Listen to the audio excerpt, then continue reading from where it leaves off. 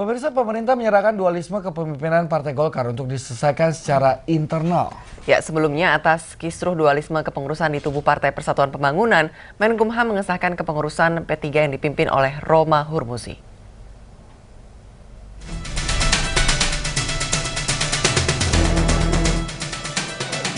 Setelah menerima dan meneliti berkas dari dua kepengurusan Partai Golkar, pemerintah akhirnya bersikap. Partai beringin diminta menyelesaikan dualisme kepengurusan secara internal.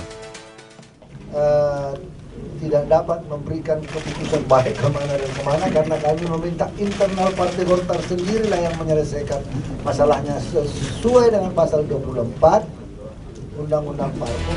Keputusan pemerintah ini pun langsung ditanggapi Ketua Umum Partai Golkar dari dua perhelatan Munas di Bali dan Ancol. Dan cari jalan yang terbaik, selalu ada jalan terbaik untuk menyatukan partai ini.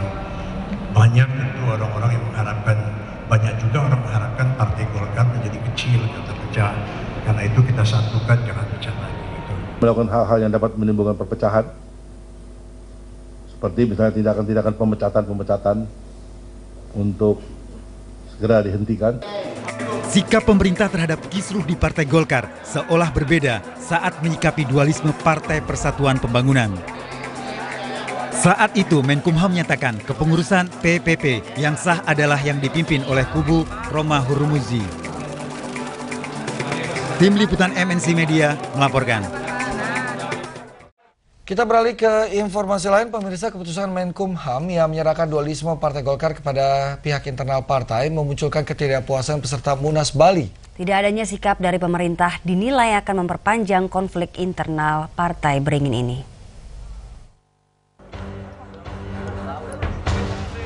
Keputusan Menkumham untuk tidak memilih salah satu Munas Golkar sebagai Munas yang sah justru menuai kekecewaan pada peserta Munas Bali. Ketua DPP Partai Golkar Tantowi Yahya mengaku kecewa dengan keputusan Menkumham yang merupakan kader PDIP tersebut. Menurutnya tidak adanya keputusan pengesahan Munas salah satu pihak justru memperpanjang konflik internal Partai Golkar. Tapi dengan tidak mengambil keputusan, maka konflik ini terpelihara untuk waktu yang lebih lama. Padahal kalau konflik ini dibiarkan berlarut-larut, maka banyak sekali kerugian yang akan terjadi. Ini kita akan menjadi terkendala kan, karena adanya dua kepengurusan yang sama-sama disahkan oleh pemerintah.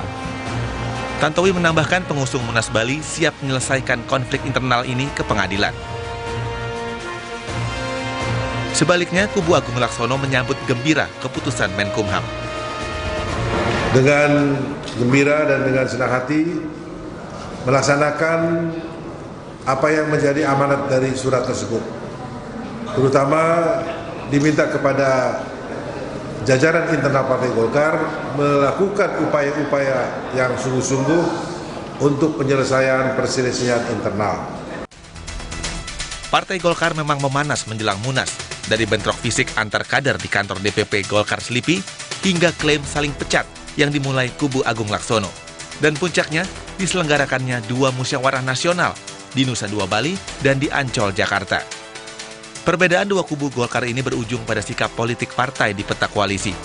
Munas Bali mengamanatkan terus berada di koalisi Merah Putih, sementara Munas Ancol menyatakan akan pindah ke koalisi Indonesia Hebat yang menjadi pemerintah saat ini. Rencananya juru runding Partai Golkar kubu Ical, Syarif Cicip Sutarjo, akan bertemu dengan kubu Agung Laksono hari Kamis ini guna membahas rekonsiliasi. Lady Marina dan Valencia Limawan melaporkan.